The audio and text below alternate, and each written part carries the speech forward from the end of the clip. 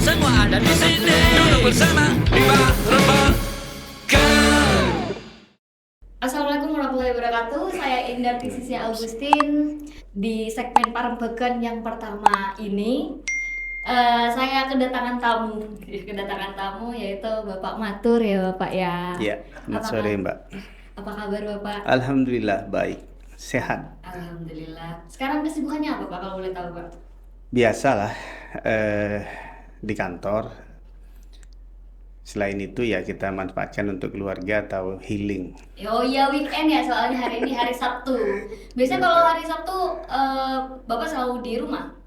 Di rumah, kalau enggak saya gunakan untuk mancing. Wah, mancing. Suka mancing berarti Bapak ya? Iya, kadang ya ke kandang gitu. Di kandang? Di mana itu Pak? Di Desa Ujung Piring. Daerah Geledek Lancang itu lurus itu ya. Betul. Jadi di situ memang banyak ini Iya. sih. Rumahnya Bapak tuh di mana kalau boleh tahu Pak? Saya di Senenan. Di Senenan. Senenan. Senenan. Dekat TK Hotijah. Di situ kan juga ada kolam mancing itu Pak. Ada, di depan rumah saya juga ada tambak buat mancing. Oh, tapi nggak pernah mancing di situ? Enggak, mancing itu di laut, seru. Iya sih betul. Kalau di situ ada TK, jangan-jangan Bapak pernah sekolah di situ? Enggak, saya SD SMP-nya di Kalimantan Barat, Oh, di Kalimantan Barat jauh sekali. di Sambas. Pernah ada keluarga di sana? Saya lahir di sana. Oh, lahir di sana. Terus SD, SMP di Kalimantan. Betul. Setelah itu SMA Di Pamekasan. di Pamekasan. Pamekasan sampai 96 ke 2001 di YIN Sunan Ampel, Surabaya. Surabaya. Oh yang sekarang itu Winsuka ya? Kok Winsuka? Iya, Winsa ya, di daerah Wonokromo itu ya Pak? Winsa, Ya? betul. Tertarik organisasi kah waktu semasa kuliah? Biasanya kan kalau semasa kuliah kan banyak anak-anak muda yang tertarik untuk bersosial, jadi mereka bergabung di organisasi-organisasi seperti itu. Ya, organisasi sejak SMP sudah aktif di OSIS, kemudian di pesantren saya pernah jadi pengurus. 2 kali saya pegang posisi strategis sebagai sekretaris di pesantren. Kemudian setelah masuk di bangku kuliah, bergabung dengan organisasi ekstra kampus yang namanya Pergerakan Mahasiswa Islam Indonesia. Oh, PMI. Iya. PMI, PM11. Itu di masa kuliah Pak ya? Ya, kuliah, kemudian di intra kampusnya saya pernah di wakil sekretaris Presiden BEM, masih YIN Sunan Ampel dulu masih. Berarti memang ininya banyak banget ya. Lumayan banyak kalau organisasi.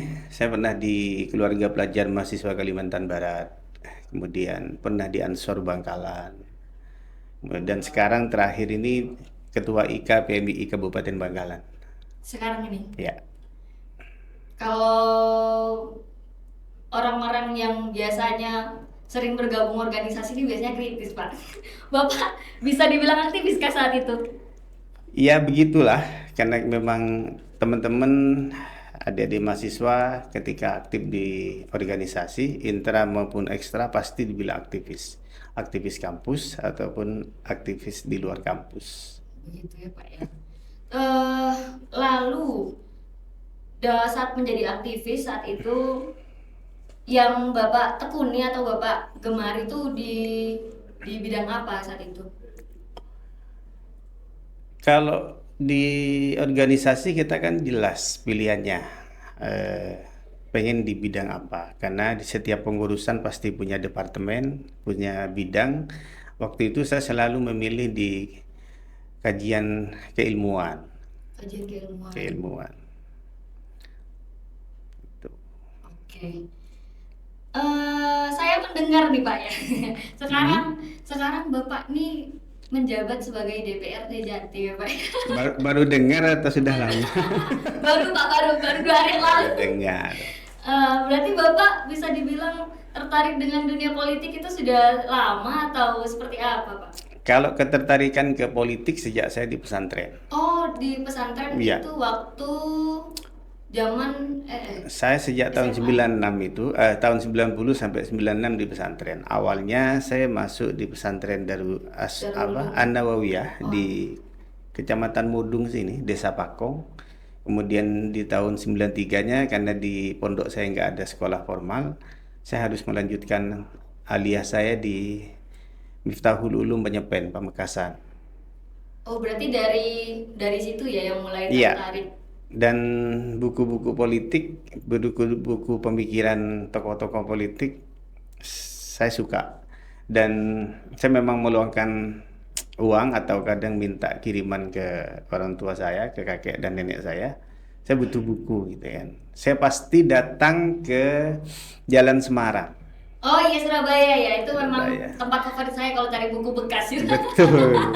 Murah meriah. Kalau enggak di Pasar Belaburan. Ya sesekali kalau enggak nemu ya ke Gunung Agung lah gitu. Kalau Gunung Agung Di saya Siola. penasaran. Oh, Siola juga ada ini buku. Ada dulu Gunung Agung yang terkenal selain Gramedia. Oh. Gunung Agung. Itu buku-buku baru berarti ya Pak ya? Buku baru Buku baru. dan mehong-mehong harganya. Paling 100-an ke atas gitu ya Pak ya. Kalau sekarang. Iya. Oke. Tadi kan Bapak sudah bercerita sedikit nih ya, kenapa akhirnya tertarik di dunia politik ya. Dan sekarang sudah menjabat di Pejabat publik. di DPRD Jatim ya Pak ya. Betul. Itu berarti sudah lama Pak Bapak menjabat di DPRD Saya Jatim? jabatan outsourcing 5 tahunan ini sejak 2019. 2019 berarti 2022 5 tahun. 3 tahun jalan. Ya. Ya. Lumayan lama ya. Nggak terasa ini. Iya sih. Tahun depan pemilu kan ya? 2024 Februari pemilu lagi. Iya tahun depan. Berarti tahun depan ini ya Pak ya. Memperpanjang jabatan outsourcing nanti. Kalau kepilih lagi. Amin, semoga ya Amin. Pak ya. Oke, tadi itu kan Bapak bercerita karena sudah pernah menjadi aktivis ya Pak dulu ya. Mm-mm. Di Bangkalan juga ya berarti ya? Di Bangkalan dan di Jawa Timur, Surabaya. Oke, berarti itu bisa dibilang konsen saat itu tuh sebagai aktivis tuh apa Pak? Dulu saya pernah punya lembaga Center for Islam and Democracy Studies itu di kajian-kajian keislaman dan demokrasi, dan itu yang mengantarkan saya kemudian diundang oleh Dubes Amerika Serikat untuk belajar. Kan memang selain kajian keislaman dan demokrasi, kita juga tertarik untuk bergerak di anti korupsi waktu itu. Oh, itu tahun berapa tuh Pak kalau boleh tahu? Tahun 2000 berapa ya? 2012 kalau nggak salah kami dirikan SIDE namanya. Dikenal sama teman-teman itu SIDE. Itu. Tahun 2012 tuh saya masih Berapa? SMP. Oh. Masih SMP. Ini Belum mau tahu. bilang Bapak sudah tua gitu ya. Enggak sih Pak. Justru karena itu saya bisa mendapatkan informasi banyak sama Bapak ya. Oke, tadi dari aktivis, bagaimana sih kondisi Bangkalan di era Bapak masih menjadi aktivis itu tahun 2012 ini waktu saya SMP? Ya, saya bahasa Jawa menangi ya. Kata orang Madura bilang itu jepok gitu ya. Di zamannya Pak Fatah. Ya, Zaman Pak Fatah. Pak Fatah, bupati sebelum Rafuat. Karena saya waktu itu di pesantren, kemudian langsung kuliah, kita tidak paham bagaimana kondisi sosial politik, ekonomi, kemajuan atau sesuatu yang kurang di Bangkalan. Nah, di penghujung pemerintahan Pak Fatah ini, dulu saya masih ingat ada yang namanya Koperasi Unit Tani atau KUT ya.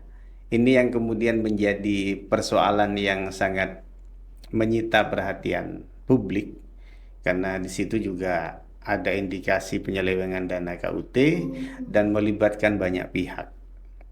Banyak pihak yang dilibatkan, dari pengusaha, dari pesantren juga ada, dan melibatkan mantan bupati saat itu, Pak Fatah, masih bupati sih.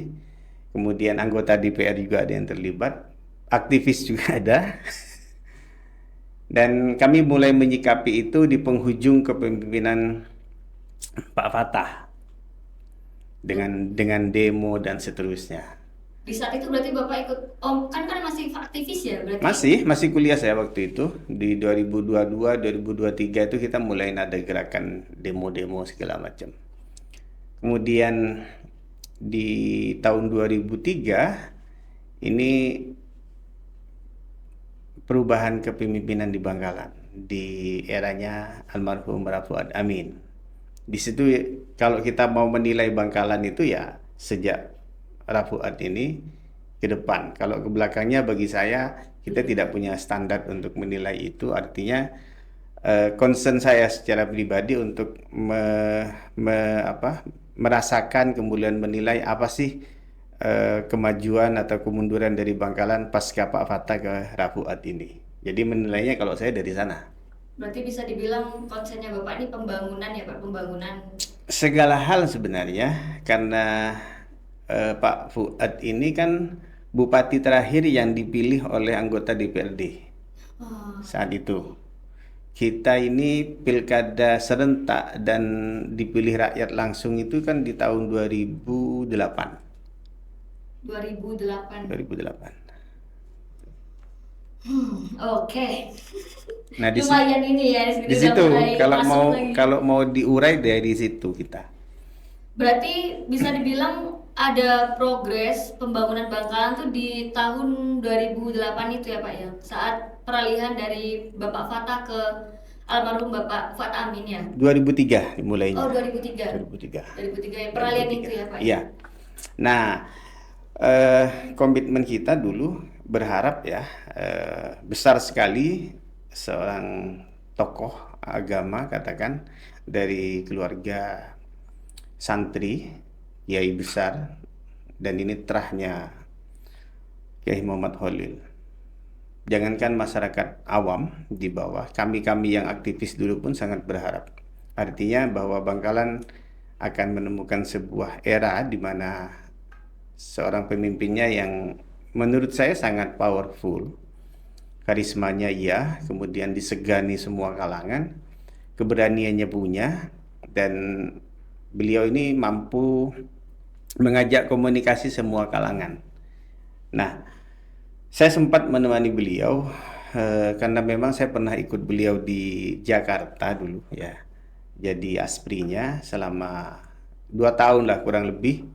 Saya lulus kuliah 2001, kemudian habis wisuda 1 minggu saya diajak untuk ikut ke Jakarta. Saat itu lagi maraknya demo-demo untuk menjatuhkan Gus Dur. Luar biasa itu. Pengalaman yang sangat berharga bagi saya. Nah, sejak itu saya ikut menemani beliau sampai akhirnya Rafuad ini mencalonkan diri sebagai Bupati Bangkalan yang dipilih oleh anggota DPRD. Saat itu masih 45 dan masih ada unsur perwakilan TNI Polri. Masih ada. Nah, saya menilai bahwa plusnya Rafuad itu dulu dia berani mengambil kebijakan yang kontroversi. Seperti mungkin generasi sekarang menemukan bagaimana pasar Bangkalan ini dipindah, ya kan, jadi pasar Lemah Dhuwur itu. Kemudian pembangunan stadion apa punya kita itu ya? Stadion Gelora Bangkalan itu Pak. Iya, Gelora Bangkalan ya. Kemudian pembangunan gedung olahraga GOR itu di era beliau. Dan yang paling saya soroti adalah keberhasilan beliau membuat jalan menjadi dua jalur ya, dipecah jadi 2. Akhirnya meskipun yang ke timur itu hanya nyampe di Cunuk ya, kemudian yang dari alun-alun ini sampai ke pos polisi di sana. Tapi ini bukan sebuah hal yang mudah untuk dilakukan oleh seorang bupati saat itu. Dan Pak Fuad bisa. Iya sih ya. Di tahun segitu bisa dibilang saya juga merasakan sih berarti udah merasakan enaknya gitu ya. Berarti bisa dibilang Pak Matur nih bisa melihat progres ya di saat peralihan bupati antara Pak Fatah dan bisa. Pak Fuad ya. Bisa. Apakah itu sudah sesuai dengan harapan-harapan Pak Matur Ya, sebelum menjadi aktif? kalau kami kan berkeyakinan bahwa keberhasilan pembangunan itu ada dua. Kita mau membangun infrastrukturnya atau yang lebih penting sebenarnya membangun SDM. Nah, ini yang berat. Kalau membangun infrastruktur selama uangnya ada, apa yang nggak bisa. Tapi SDM ini adalah tabungan yang tidak bisa kita nikmati dalam 1-2 tahun atau 1-2 periode. Nggak bisa generasi jenengan ini produk lahir atau kebijakan di zamannya bupati siapa sampai kemudian di usia sekarang menikmati apa di Bangkalan. Jadi prosesnya panjang. Butuh waktu 15, 20 sampai 25 tahun gitu kan. Nah, yang saya nilai bahwa Pak Fuad ini gagal di pembangunan sumber daya manusianya di Kalau di situ. infrastruktur memang kelihatan banyak ya Pak ya. Iya, jadi begini, kalau kita melihat bagaimana anak yang putus sekolah, Iya. kemudian kualitas pendidikannya seperti apa. Karena memang almarhum Fuad ini lebih banyak fokus di kota ketimbang di pedesaan. Nah, ini sekarang kita mau mulai masuk nih. Kemana yang harus kita lakukan untuk membenahi di Bangkalan setelah 10 tahun Fuad berkuasa, kemudian digantikan oleh anaknya atas nama gitu ya, karena tetap kendali ada di Iya. Fuad kan gitu. Dan sekarang adiknya yang melanjutkan. Nah, yang belum tuntas nih urusan pendidikan. Berarti kalau kalau bisa dibilang ya Pak ya, kan Bapak ini kan sebagai DPRD ya Pak ya. Ya. Ya. Eh, Bapak punya harapan banyak ya perihal pendidikan karena bisa dibilang mungkin pendidikan merupakan salah satu bidang dari komisi E itu ya Pak ya. Betul, ya.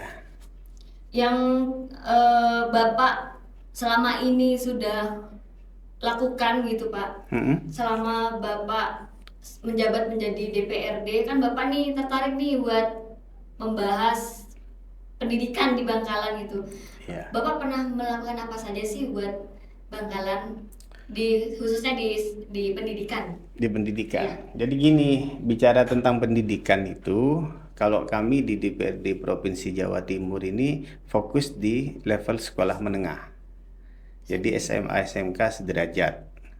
Sedangkan SMP ke bawah sampai ke tingkat PAUD ya, TK dan SD itu ini ranahnya pemerintah kabupaten. Nah, tinggal sekarang kita mau bahas kondisi yang di Bangkalan ini. Yang mana? Kalau saya lebih tertarik kita bahas kondisi pendidikan yang wajar dikdas di level SMP dan SD-nya. Gitu. Kita tahu bahwa terakhir data yang saya punya itu Bangkalan ini masih butuh sekitar 6 ribuan guru ASN di Kabupaten Bangkalan. Kalau kita mau sedikit menelisik ke desa-desa, guru ASN-nya ini paling kepala sekolah. Ya, paling banter ya 2 orang ASN dibantu 1 kepala sekolah. Sisanya adalah guru-guru sukuan. Entah itu yang postgraduate, yang baru lulus dari kampus, entah itu dia memang di pendidikan lulusan dari UNESA, lulusan dari STKIP atau dari universitas yang memang jalurnya pendidikan. Ada yang memang mereka yang penting sarjana. Nah, ini persoalan lain ya. Yang penting ada sarjana, ngajar di sekolah. Dan mereka harus ikut membenahi, ikut melengkapi kekurangan guru di beberapa sekolah dasar ini, negeri, saya nggak bahas swastanya. Dan ternyata teman-teman kita yang mengabdi di sekolah dasar di SMP itu bayarannya hanya 200, 300, maksimal 500.000 1 bulan. Dan mereka harus ngajar full, masuk ke sekolah itu dari Senin sampai Sabtu. Itu satu. Yang kedua, ini tenaga pendidik ya. Yang kedua terkait dengan infrastrukturnya. Sekolahnya ini kelengkapan labnya bagaimana, kemudian gedungnya seperti apa.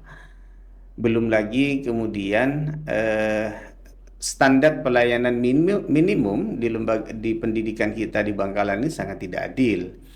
kita nggak boleh membandingkan sekolah di Kokop, di Konang dengan SD Kemayoran 1. Mama. Ini kan kalau gini, ini jomblangnya gini. Ya. Ini persoalan. Itu persoalan. Jadi infrastruktur sekolahnya, kemudian tenaga pendidiknya, kemudian jam belajarnya sangat terbatas. Adik-adik sepupu saya, keponakan saya yang ada di desa itu, mereka bisa masuk jam 8 atau jam 9, pulangnya jam 11. Berapa jam mereka belajar? 3 sampai 4 jam katakan. Anak saya di Kemayoran 1 masuk setengah 7 Sampai sore. atau jam 7 kurang 15 menit, pulangnya bisa jam 1 jam 2. Nggak bisa. Meskipun ini sebenarnya tingkatnya apple to apple ya. Tapi ketika bicara tentang standar pelayanan minimumnya nggak nyambung. Tidak balance sama sekali Nggak ya balance. Pak ya. Ya. Aduh, tapi memang permasalahan pendidikan ini permasalahan yang sangat amat kompleks. Iya, dan orang yang tidak paham ini nggak bisa melakukan pembenahan. Dia nggak tahu kondisi pendidikan di pedesaan seperti apa. Entah karena juga kepala dinas pendidikan yang nggak memberikan masukan kondisi real yang ada di Bangkalan, sehingga bupati ini melihat pendidikan ya nggak ada apa-apa gitu, fine-fine aja gitu. Padahal memang butuh dibenahi ya Pak ya. Oh, pertama kalau bicara Bangkalan yang harus dibenahi pendidikan. SDM kita ya di IPM-nya itu kan kita selalu nomor buntut di Jawa Timur. Ini persoalan, selalu di nomor buntut. Kalau kamu malu-malu ya Pak ya. Pertanyaan ini dosa siapa? Menurut Bapak ya, karena mungkin bisa dibilang ini rumit sekali ya Pak ya, kompleks sekali. Hal pertama yang bisa kita lakukan itu apa Pak? Untuk permasalahan pendidikan ini di Bangkalan. Seharusnya bupati di Bangkalan ini selain dia minta ke kepala dinas karena memang yang nangani ya, dia harus minta data yang real ya, update. Kemudian dia minta masukan ke berbagai kalangan. Seperti apa sebenarnya? Jadi selama ini kan saya lihat tidak ada kesinkronan kepala daerah dengan anak buahnya, katakan perwakilan bupati ini kan camat di kecamatan. Kemudian dengan kepala desa. Komunikasi ini yang saya lihat tidak pernah bicara tentang bagaimana kondisi real kita, kemudian gagasan apa yang bisa kita adu, usulan atau ide-ide apa yang bisa kita tampung dari berbagai kepala desa ini dan tokoh masyarakatnya untuk membenahi pendidikan. Saya masih ingat dulu ya ceritanya kakek dan nenek saya. Saya berasal dari desa Dabung, kecamatan Geger. Kepala desa di zaman dulu ya, saking pengennya masyarakatnya ini pinter, kepala desa ini ngobrak-ngobrak anak-anak yang usia sekolah untuk sekolah. Jadi Sekarang memaksa berarti ya Pak ya. iya, jadi ada tanggung jawab moral biar biar masyarakatnya ini pinter gitu ya. Tapi sekarang jarang kita temukan kepala sekolah merasa punya tanggung jawab. Oh, desa saya harus pendidikannya maju, anak-anaknya harus tertarik untuk melanjutkan sekolah, tidak hanya putus di SMP atau SMA. Saya tidak mendengarkan lagi gerakan kepala desa yang kemudian ngobrak-ngabrik warganya, ayo sekolah atau ayo mondok. Masih nyaris tak terdengar. Berarti bisa dibilang penurunan ini Pak. Kenapa? Bisa dibilang penurunan, bukan sebuah progres ya kalau kayak gitu ya. Ya, kita maju ya. Kemudian eranya modern dengan digitalisasi, tapi kemudian mental semangat membangun masyarakatnya untuk bercita-cita berpendidikan lebih tinggi ini yang menurun menurut saya. Iya sih benar, itu benar karena kalau ngomong pendidikan, selain pendidikan tuh kan ada bakat minat ya Pak ya. Iya. Kalau saya pribadi tuh merasakan kalau dulu di zaman saya SD tuh masih banyak teman-teman saya yang hobi melukis, hobi menari, hobi melakukan apa saja yang menurut mereka itu mengasah minat dan bakatnya. Cuman sekarang yang mungkin karena modernisasi, digitalisasi, jadi kayaknya sudah tidak ada. Saya nggak yakin jenengan ini kenal dengan bagaimana rumah adat Madura di zaman dulu. Kemudian apa sih bentuknya judeng? Bagaimana sih bentuknya kentongan di masa lalu? Ronjengan. Jangan-jangan anak-anak Madura kita sudah nggak tahu itu. Ronjengan tuh saya tahunya lagu itu Aron. Kan? Goncengan itu apa Pak kalau boleh tahu? Goncengan ini dia kayak apa ya? Kayak sampan, kayak perahu memanjang gitu. Oh, Tapi itu digunakan untuk nombok padi padi. ya? Iya, iya. Ada apa ya? Bede gentong lah kata orang dulu. Kalau di Sambas kami memanggilnya itu alu. Jadi Terus itu yang nanti. lesung apa sih bulan ya? Lesung ya? Lesung dia bundar. Oh beda lagi tuh Beda Pak. lagi.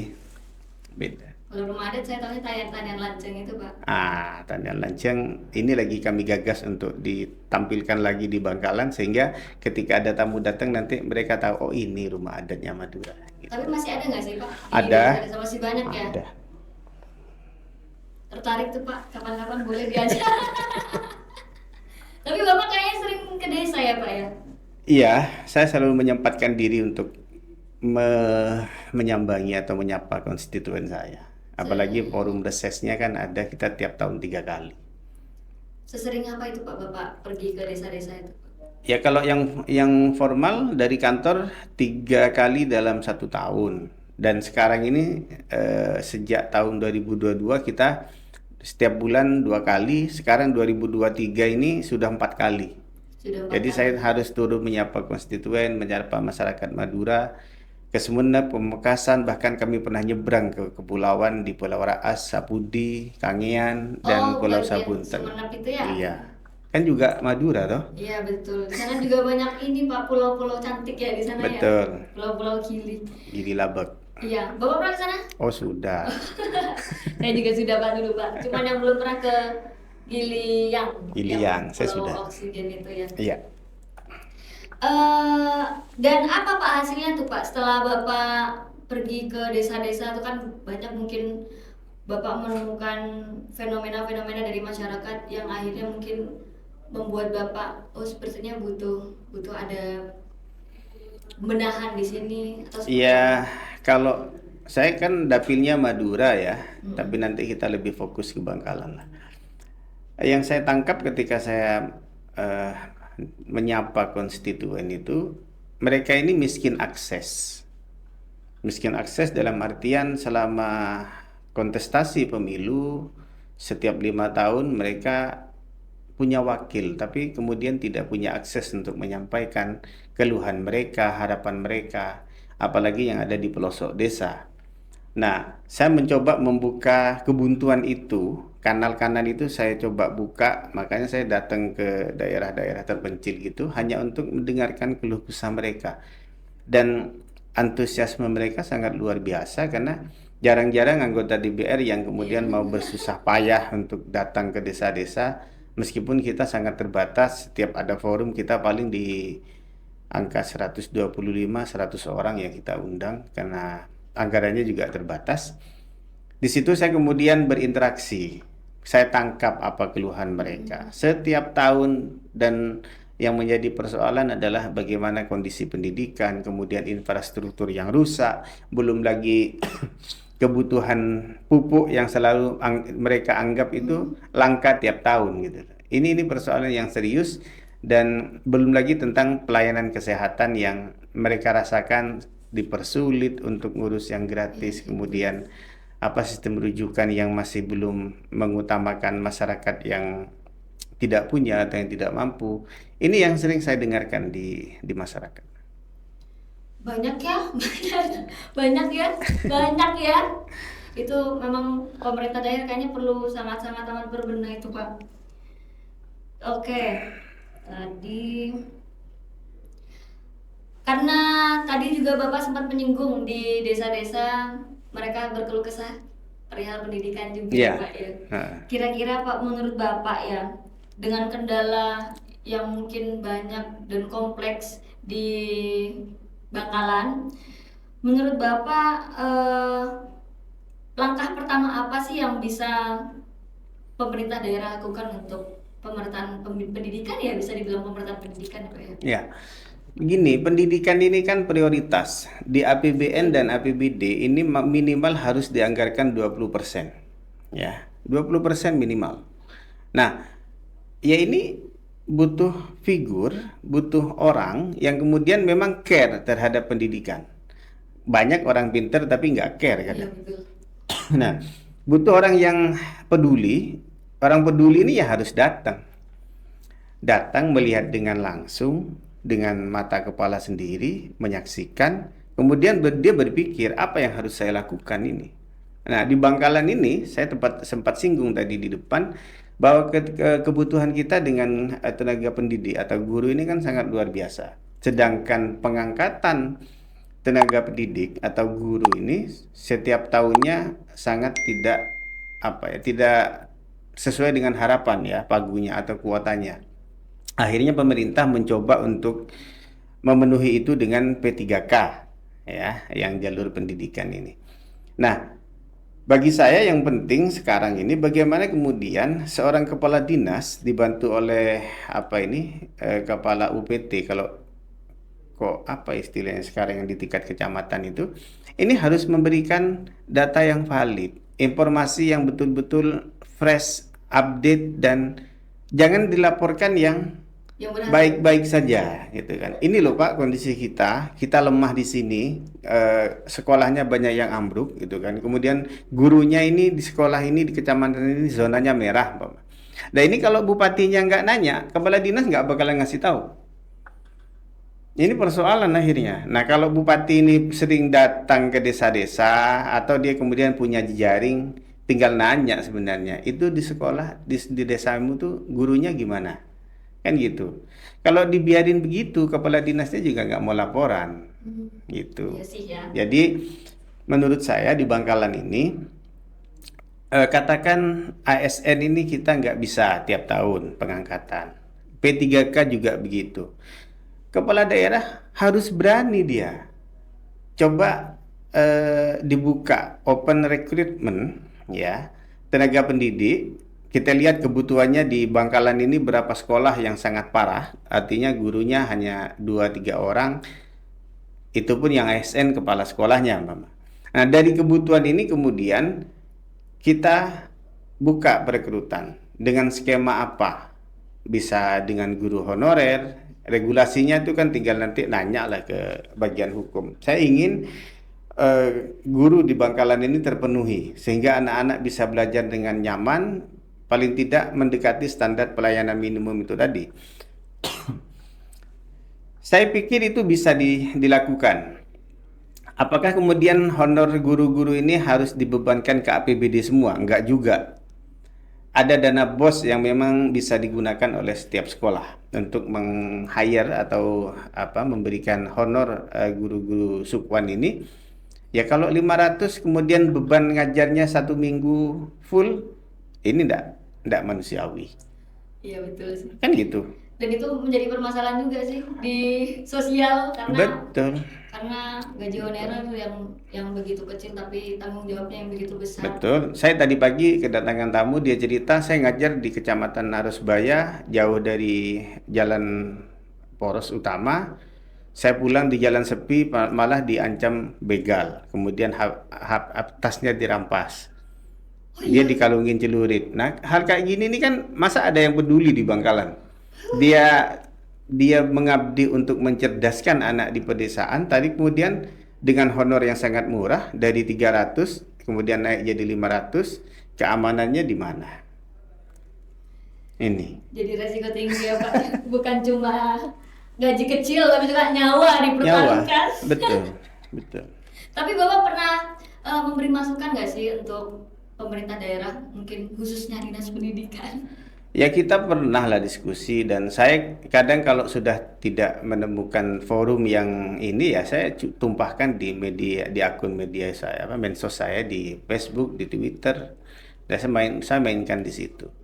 Nah persoalan kemudian apakah kita ini pejabatnya, kemudian kepala daerahnya, tokoh masyarakatnya, anak-anak muda, kita sendiri juga punya kepedulian yang sama. Ini yang dipertanyakan.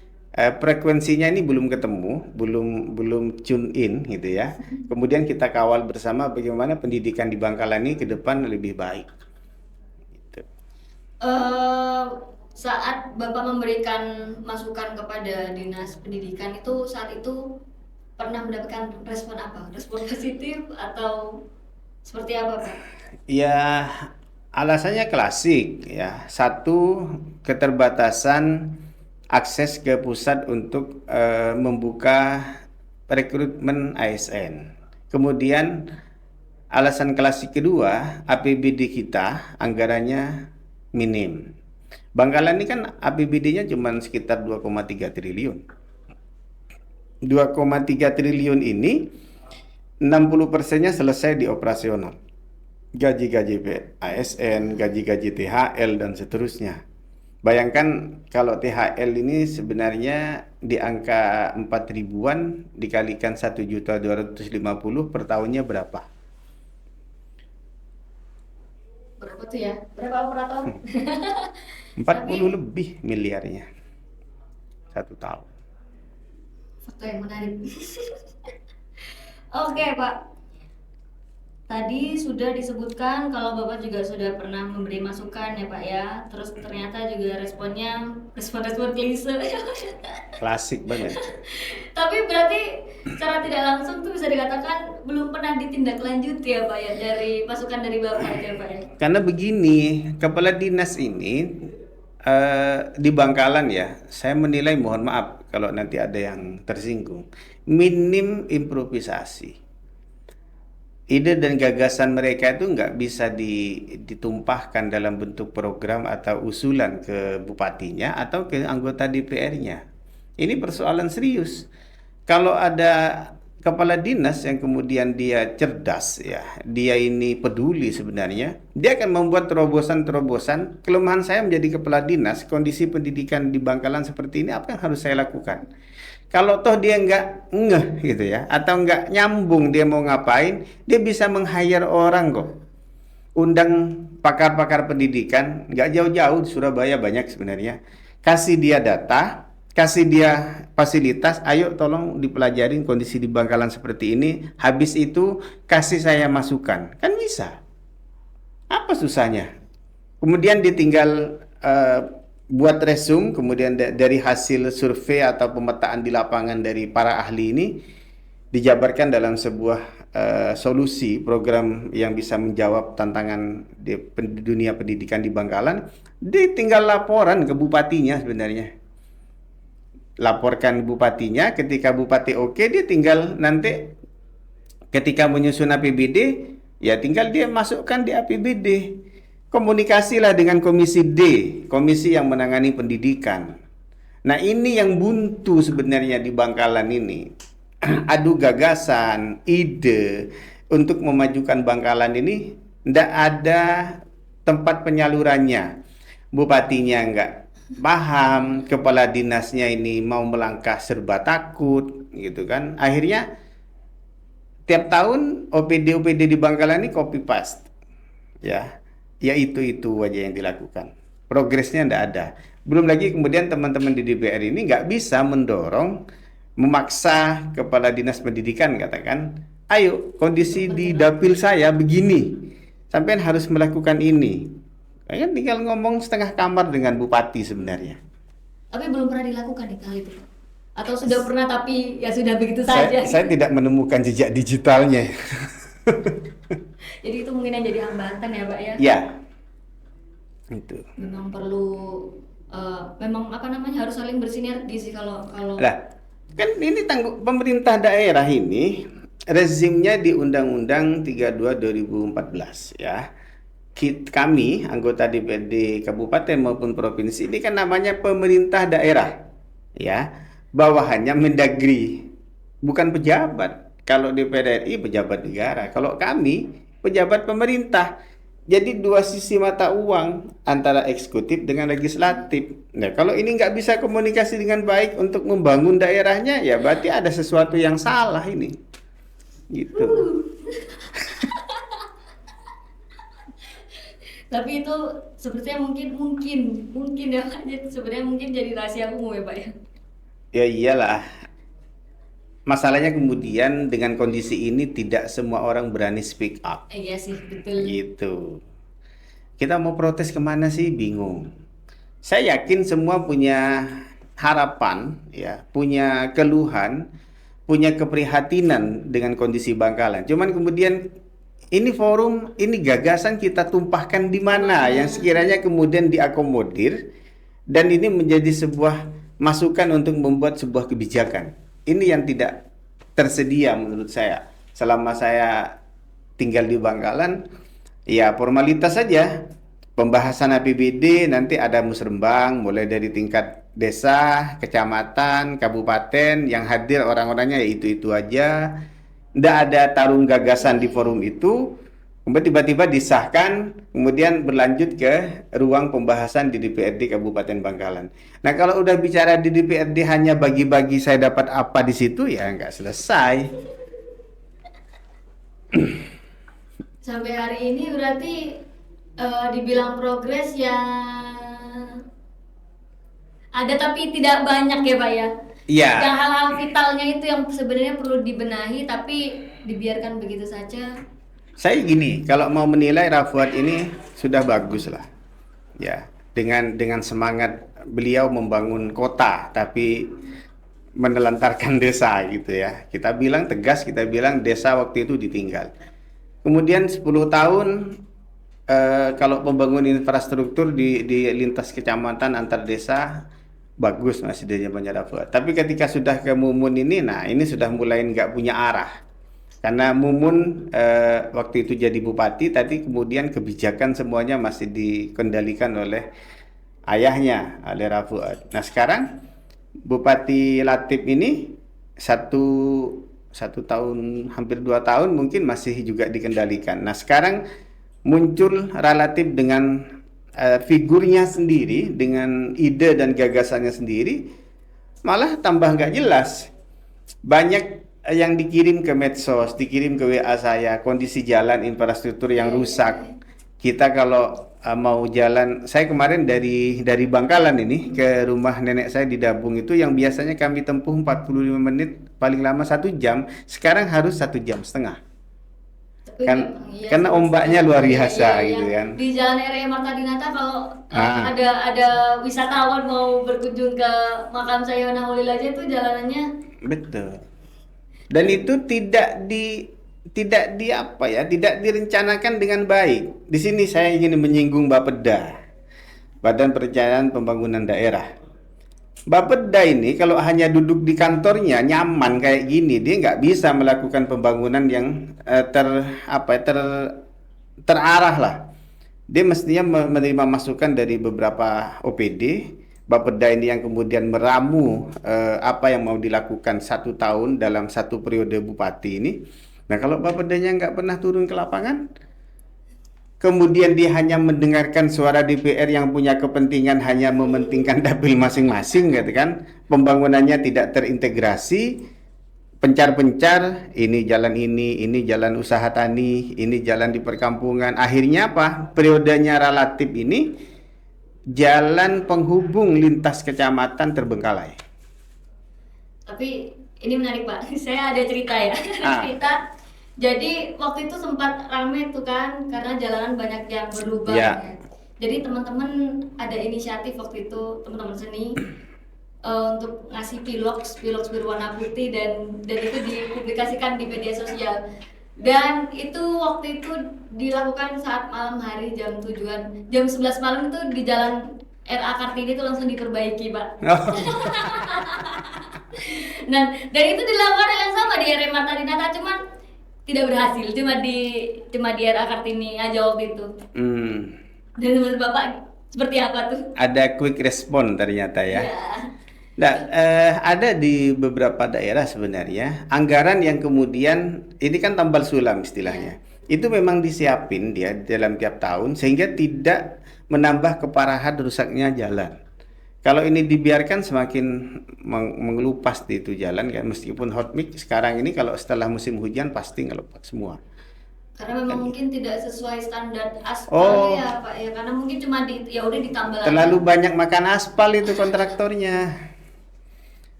Jadi begini, saya kan bukan orang teknik. Iya. Tapi saya banyak berteman dengan teman-teman yang ngerti gitu ya.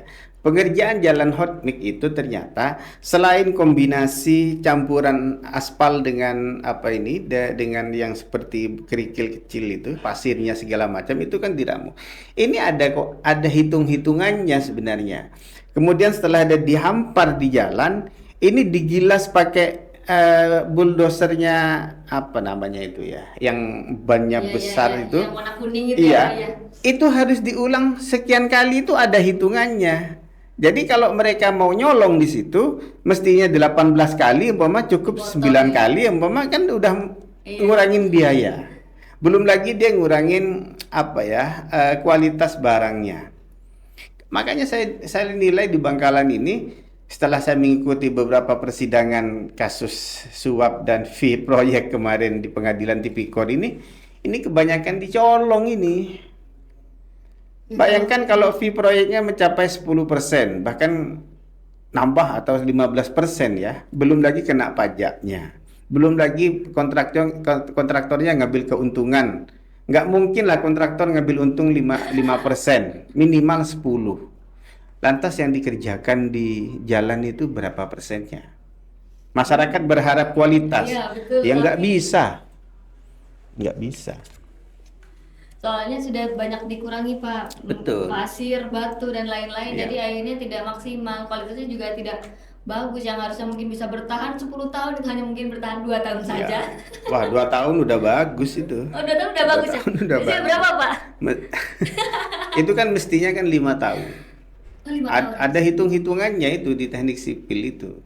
Ada. Jadi kalau ada jalan 1 tahun rusak atau hitungan bulan rusak, nah ini bisa diduga terlalu banyak dimakan itu aspalnya. Cuma pasirnya aja ya Pak yang banyak ya. Betul.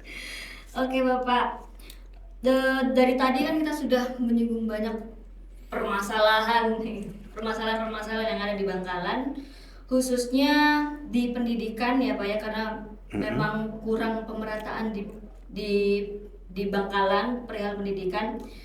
Menurut Bapak pribadi, solusi dari problem-problem tersebut nih yang bisa kita lakukan selain dari pemerintah itu apa Pak? Dari masyarakat, mungkin masyarakat juga kurang kesadaran diri Pak, karena menganggap pendidikan itu mungkin kurang penting, yang penting mungkin bisa bekerja, mencari uang, padahal sebenarnya bekerja kan juga butuh pendidikan ya Pak ya, butuh banyak pengetahuan. Ya, pertama yang harus kita benahi ini figur pemimpinnya. Ini momentum ke depan sebenarnya. Ini Bupati kan berhalangan tetap sudah dengan kasus yang dihadapi. Mudah-mudahan cepat selesai dan beliau bisa menghadapi ini dengan kesabaran ya. Karena saya lihat beliau ini kemudian menjadi korban untuk sama-sama didorong seolah-olah yang lain nggak terlibat, ini dosanya bupati sendirian gitu ya. Tugas kita ke depan karena pilkada 2024 ini nanti sekitar bulan September atau Oktober gitu. Nah, tugas kita bersama, kita harus menjatuhkan pilihan kita kepada orang yang memang berkualitas, orang yang punya kemampuan, punya kepedulian dan mampu mendengarkan aspirasi masyarakat. Kita sebagai warga Bangkalan tentunya berharaplah nantinya bupati yang akan datang ini juga pandai, cakap memilih pembantunya di OPD masing-masing. Jangan lagi ada jual beli jabatan. Ini persoalan karena ketika kita menentukan pilihan kepada calon-calon kepala dinas ya, dengan meskipun dilakukan dengan asesmen, tapi tetap bupati disodorkan 3 nama dan kita bisa memilih salah satu dari 3 nama yang disodorkan. Nah, ini harus betul-betul dipilah dan dipilih mereka calon-calon kepala dinas yang benar-benar ingin bekerja dan mau membenahi Bangkalan. Kalau ini tidak dilakukan di level birokrasinya, saya pikir ritme dan semangat pembangunan yang akan dilakukan oleh kepala daerah terpilih yang akan datang ini sulit juga. Terus yang kedua, kita sebagai warga Bangkalan harus juga menggunakan hak kita untuk memberikan kritik, memberikan masukan, dan mengawal proses pembangunan ini. Selama ini yang saya nilai bahwa tidak ada ruang komunikasi antara masyarakat dengan pemimpinnya. Ketika mereka menemukan hal kebobrokan atau kerusakan jalan, infrastruktur pendidikan, atau oknum ASN yang tidak kerja profesional, mereka harus mengadu kemana? Ini tidak tersalurkan itu. Jadi model pola komunikasinya harus dibenahin dan kita berharap kepala daerah nanti ini adalah orang yang benar-benar mampu dalam artian dia mampu membaca apa kelemahan saya, kemudian apa yang harus saya lakukan di Bangkalan ini untuk lebih baik, paling tidak 5 tahun atau 10 tahun ke depan. Lalu apa harapan Bapak untuk Bangkalan beberapa tahun ke depan nih? Mungkin bisa dibilang 5 tahun ke depan atau 20 tahun ke depan yang lebih panjang. Ya, harapan saya begini sebenarnya, seorang kepala daerah ini kan dia punya kekuasaan, dia punya uang, ya APBD itu, dia punya perangkat.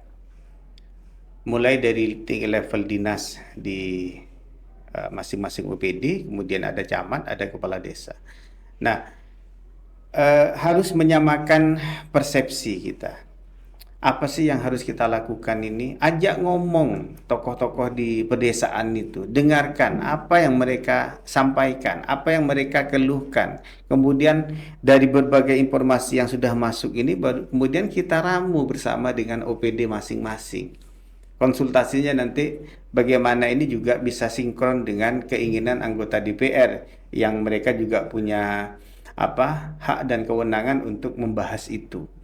Saya pikir ketika pemahaman kita sudah sama, kemudian frekuensinya ini sudah masuk dan kita berharap ada sebuah perubahan di Bangkalan, apa yang tidak bisa dilakukan selama komunikasi politik antara kepala daerah dengan teman-teman di legislatif ini bisa berjalan dengan baik. Dan saya pikir kepala daerah ini juga harus mampu berkomunikasi dengan kepala daerah. Ayo kita bangun desa ini, kita bangun Bangkalan ini dari desanya. Karena menurut saya begini, kita ini untuk memajukan pendidikan, untuk mengentas kemiskinan ya, kemudian untuk memperbaiki layanan kesehatan ini, ya dengan memperbaiki infrastrukturnya dan SDM-nya. Kalau ini tidak dilakukan ya tetap aja mau ganti berapa kali pun kepala daerahnya, kalau semangatnya nggak sama ya nggak akan jalan. Itu mungkin bisa dibilang hal sederhana, hal simpel yang mungkin bisa dilakukan terlebih dahulu gitu. Akhirnya nggak bisa berpengaruh ke hal-hal yang lain gitu ya Pak ya? Betul, karena gini, masyarakat akan mampu datang ke pasar-pasar tradisional atau pusatnya seperti di Galis, di Belega, di Tanah Merah. Itu kalau infrastruktur jalannya sudah bagus, kan gitu. Mereka tinggal bawa pisangnya, singkongnya, ketelanya, dan seterusnya. Mereka bisa menjual itu. Kemudian kebutuhan mereka tentang listrik. Di zaman ini nih, tahun 2023 masih ada desa yang listriknya ngetol. Jadi dari tiang listrik terakhir dia narik ke rumahnya ini bisa 6 sampai 7 kilo. 7 kilometer. Dan ini biayanya bisa belasan juta. Nah, di zaman ini kita masih menikmati pemandangan kabel-kabel listrik di pinggir jalan yang bergelantungan bahkan sampai ke tanah. Nah, ini apa sebenarnya?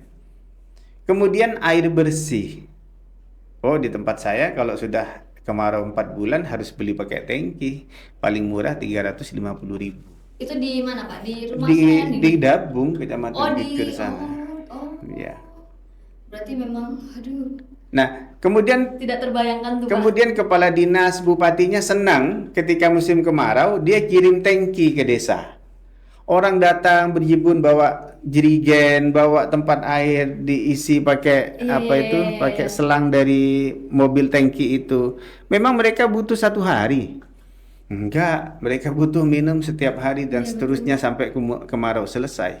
Kenapa kemudian kepala dinas atau PDAM katakan kalau dia pengen menggunakan BUMD-nya, kita cari sumber air yang besar di mana, kemudian kita bangun tandon raksasa, kita distribusikan ke tiap kecamatan dan desa. Karena kalau terlalu jauh juga itu butuh peralatan yang mahal, tapi kan 1 kali. Dan kemarau, apalagi kalau sekarang ya Pak, kemarau sudah nggak bisa terhitungkan itu kapan-kapannya. Betul. Jadi itu memang butuh dipikirkan. Karena kalau seperti itu juga PR Pak. Iya, PR besar ini. Oke. Ini udah Sudah ini ya? Sudah sejam belum? Sudah sejam. Oke. Tinggal 10 menit. Oh, tinggal 10 menit. Masih kurang 10 menit. Tapi aku sudah habis pertanyaan nih, Pak. Gak apa-apa lah. Oke, kesimpulan dari diskusi kali ini cukup banyak ya. Karena saya dapat banyak fakta yang menarik dari Bapak Matur, apalagi perihal pemerataan pendidikan yang memang sangat-sangat ya ternyata separah ini ya. Oh, parah. Separah ini ya. Parah. Jadi bisa dibilang memang harus ada bersinergi. Jadi antara masyarakat dan pemerintah daerah memang harus saling bersinergi. Sebagai masyarakat kita juga perlu memilih pemimpin yang berkualitas, yang membantu bisa mengeluarkan aspirasi masyarakat, dan juga kepada pemerintah daerah ketika memilih pembantu ya Pak ya, pembantu tugas agar bisa lebih selektif lagi. Betul. Dan juga mungkin salah satu kunci dari permasalahan yang terjadi komunikasi ya Pak, komunikasi antara masyarakat, antara pemerintah daerah harus saling dua arah, jadi bisa bertemu tuh benang merahnya di mana. Komunikasi multi stakeholder. Ya, betul. Ya, oke, semoga diskusi kali ini bermanfaat ya Pak ya. Amin, amin. Dan Bapak juga sehat-sehat. Amin, terima kasih. Sehat semua kita nanti. Amin. Mudah-mudahan. Dan semoga Bapak tahun depan juga terpilih Amin. lagi.